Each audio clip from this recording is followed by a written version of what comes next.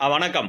நம்மாழ்வாரும் ஆந்திர மாநில மரமும். ஆந்திர மாநிலத்தின் மாநில மரமான வேப்ப மரத்தின் காப்புரிமை வாங்குறதுக்காக நம்மாழ்வாரை அமெரிக்காவுக்கு சென்று, அமெரிக்காவுக்கு இங்கிலாந்துக்கு சென்று காப்புரிமை வாங்கிட்டு வந்தாரு. இப்ப அவர் மறைந்த பிறகு அவருடைய சமாதியிலையும் இந்த வேப்ப மரத்தை தான் வச்சு நட்டிருக்காங்க. அதற்கடுத்து இந்த சீனால சுமார் 20 பில்லியன் மரங்களை கொரோனாவுக்கு அப்புறம் நட்டிருக்காங்க. அதனுடைய பதிவையும் நான் உள்ள இணைச்சிருக்கேன். அதற்கடுத்து தெலுங்கானால இருந்தும் ஆந்திரால இருந்தும் வேப்ப மரத்தின் இலைகளை ஜப்பானுக்கு ஏற்றுமதி செய்கிறாங்க. அதற்கு ஒரு அமைப்பை உதவி பண்ணுது. அதனால ஏற்றுமதி செய்கிறாங்க.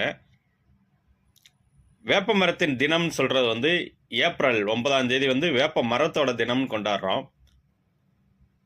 அதிகமான வேப்ப மரங்கள் இருக்கிறதும் ஆந்திராதான்.